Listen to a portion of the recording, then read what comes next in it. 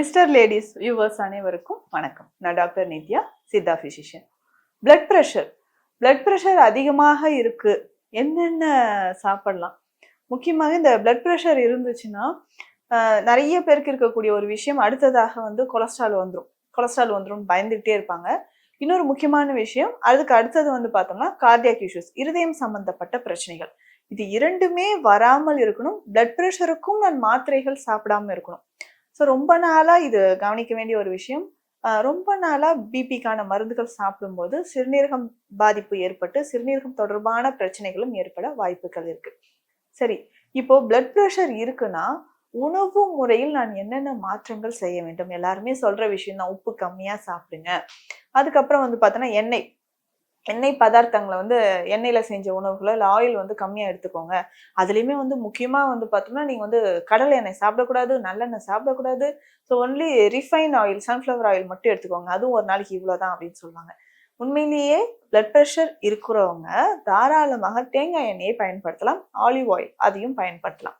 தேங்காய் எண்ணெயை நம்ம பயன்படுத்தும் போது நம்ம பாடியில இந்த கொலஸ்ட்ரால் லெவல் மற்றும் நம்மளுடைய ஆர்ட்ரிஸ்ல நிறைய அடைப்பு ஏதாவது இருந்துச்சுன்னா அதையுமே வந்து தடுக்கக்கூடிய ஆற்றல் தேங்காய் எண்ணெய்க்கு இருக்கு. ஸோ தாராளமா நம்ம வந்து தேங்காய் எண்ணெயில சமைத்து சாப்பிடலாம். அது ஒரு அளவோட. ஸோ பிளட் ப்ரெஷர் இருக்கு, இருதயம் தொடர்பான பிரச்சனை இருக்கு அப்படின்றவங்க நிச்சயமாக தேங்காய் எண்ணெயை பயன்படுத்தலாம். அடுத்ததாக நல்லெண்ணெய். நல்லெண்ணெயும் வந்து பார்த்தோம்னா அளவோடு பயன்படுத்திட்டு வரோம். ஸோ பிளட் ப்ரெஷர் இருக்கு அப்படின்றவங்களோ இல்லை இருதயம் தொடர்பான பிரச்சனைகள் இல்லை ஹைப்பர் கொலஸ்ட்ரால் வந்து ரொம்ப அதிகமா இருக்கு அப்படின்னு சொல்லுவாங்க. இப்போ கொலஸ்ட்ராலோட டெஸ்ட் எடுத்து பார்த்தோம்னா டோட்டல் கொலஸ்ட்ரால் இல்லை எல்டிஎல், ஹெச்டிஎல் இது எல்லாமே நம்ம வந்து செக் பண்ணி பார்க்கும்போது ஸோ அபவுட் 200க்கு மேலே நமக்கு வந்து டோட்டல் கொலஸ்ட்ரால் இருக்கு அப்படின்னா ஸோ அதற்கேற்ற மாதிரி உணவு முறையில் நம்ம மாற்றங்களை கொண்டு வரணும். இதுக்கு நல்லெண்ணெயும் சேர்த்து சாப்பிடலாம். அடுத்ததாக வந்து பார்த்தோம்னா ஃபைபர் கண்டென்ட் இருக்கக்கூடிய உணவுகளை நிறைய எடுத்துக்கணும். ஸோ ஃபைபர் கண்டென்ட் அப்படின்னா நார்ச்சத்து இருக்கக்கூடிய உணவுகளை சேர்த்து சாப்பிடணும்.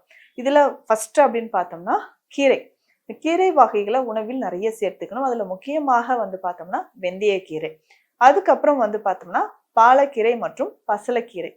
இந்த கீரை வகைகளை தொடர்ந்து நம்ம சாப்பிடணும். அதோடு சேர்த்து பிபி அதிகமா இருக்கு அப்படின்னு சொல்றவங்க நம்ம என்ன பண்ணலாம்னா பிரண்டை வந்து வாரத்துக்கு 2-3 நாட்கள் நம்ம வந்து உணவில் சூப் மாதிரியோ இல்லை துவையல் மாதிரியோ சேர்த்து சாப்பிட்டுட்டு வந்தோம்னா அதிகமாக இருக்கக்கூடிய ரத்த அழுத்தம் வந்து குறைய ஆரம்பிக்கும். பிளட் ப்ரெஷர் வந்து ஹைப்பர் டென்ஷன் குறைய ஆரம்பிக்குது அப்படின்னு சொல்லலாம்.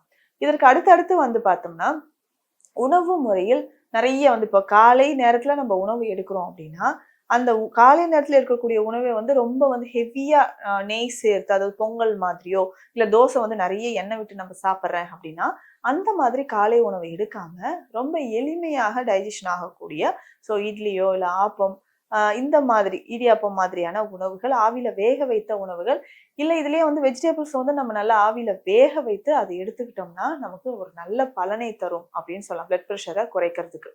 அதுக்கு அடுத்தது முக்கியமா பார்த்தோம்னா நம்ம அடிக்கடி உணவிலோ இல்லை தினமுமே வந்து பார்த்தோம்னா மோர் குடிக்கிறது நல்லது. இந்த மோர்ல சீரகம் சேர்த்து குடிக்கணும்.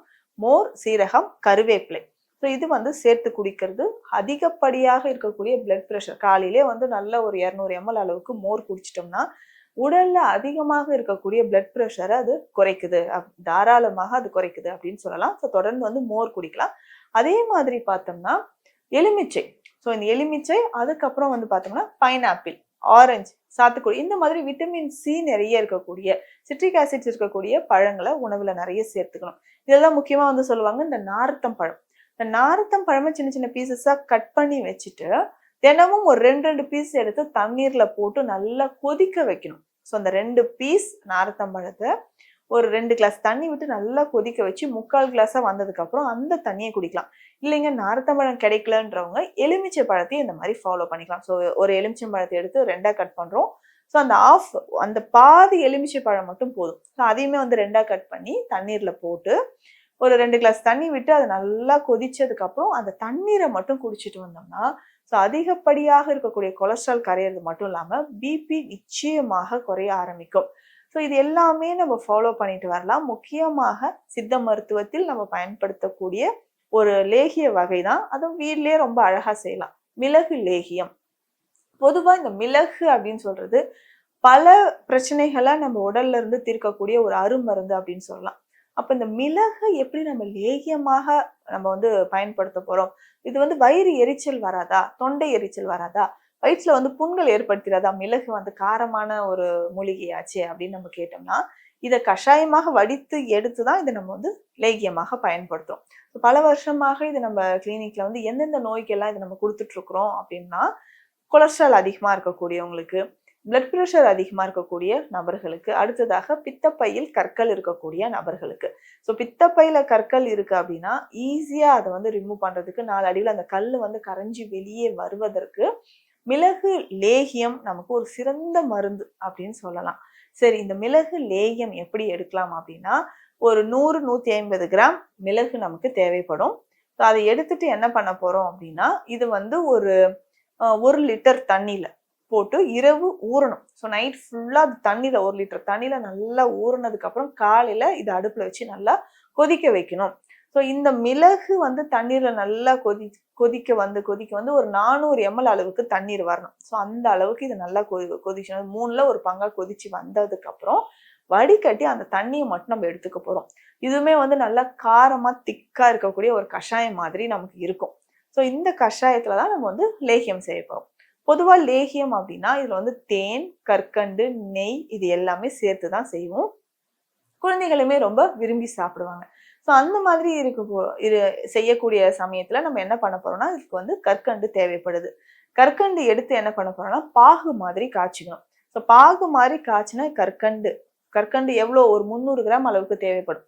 300 கிராம் அளவுக்கு கற்கண்டை எடுத்து தண்ணி விட்டு பாகு மாதிரி காய்ச்சினதுக்கு அப்புறம் நம்ம ஆல்ரெடி கஷாயம் எடுத்து வச்சிருக்கோம் இல்லைங்களா, அதை வந்து இந்த பாகுல சேர்த்து நல்லா காய்ச்சிக்கிட்டே வரணும். இது கூட சில மூலிகைகள் நம்ம சேர்க்க போறோம். என்னென்ன மூலிகைகள் சேர்க்க போறோம்னா, முக்கியமாக ஏலக்காய். ஏலக்காய் வந்து பார்த்தோம்னா வயிற்று பகுதியில எரிச்சல் ஏற்படாமலும் ஜீரண சக்தியை அதிகரிக்கவும் நமக்கு ஏலக்காய் பயன்படுது. அக்ரஹாரமும் வந்து இது பொடியாக நமக்கு கிடைக்கும், அதை சேர்த்துக்கலாம். வாய்விடங்கம், ஓமம் இந்த 2 மூலிகையும் பவுடர் பண்ணி நம்ம எடுத்துக்கணும். எல்லாமே வந்து ஒரு 50 கிராம் அளவுக்கு போதுமானது.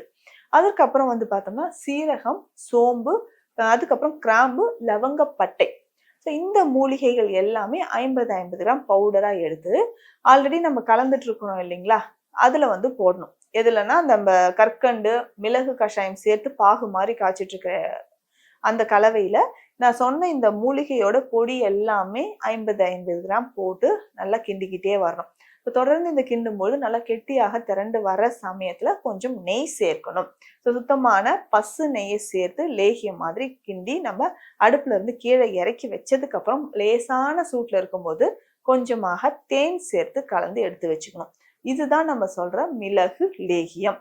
இந்த மிளகு லேகியம் பொதுவாக வாயு பிரச்சனை இருக்கிறவங்க, அதுக்கப்புறம் மலச்சிக்கல் தொந்தரவு இருக்கு, எதை சாப்பிட்டாலும் எனக்கு வந்து வாயு தொல்லையா இருக்கு, ஏப்பம் விட்டுக்கிட்டே இருக்கேன், இல்ல ஆசனவாய் பகுதியில காற்று பிரிஞ்சுக்கிட்டே இருக்கு, சரியா எனக்கு வந்து செரிமானம் ஆகல, இந்த மாதிரியான கம்ப்ளைண்ட்ஸ் இருக்கக்கூடியவங்க எல்லாருக்குமே இந்த மிளகு லேகியத்தை பயன்படுத்தலாம். அதை தாண்டி கொலஸ்ட்ரால் மற்றும் பிளட் பிரஷர், பிபி வந்து அதிகமா இருக்கு அப்படின்னு சொல்றவங்க, பிபி குறையல அப்படின்னு சொல்றவங்க, இது வந்து ஒரு நாளைக்கு ஒரு 4 கிராம் அளவுக்கு காலை மற்றும் இரவு 2 வேளை நம்ம இந்த மிளகு லேகியத்தை தாராளமா சாப்பிடலாம். அதே மாதிரி வந்து பார்த்தோம்னா வயதானவர்கள் இது சாப்பிடலாமா? எதற்கெல்லாம் இது சாப்பிடலாம்னா, இந்த மூட்டுக்களில் வலி இருக்குது, வாதம் சம்பந்தப்பட்ட பிரச்சனை இருக்கக்கூடியவங்க இந்த மிளகு லேகியத்தை சாப்பிட்டுட்டே வரலாம்.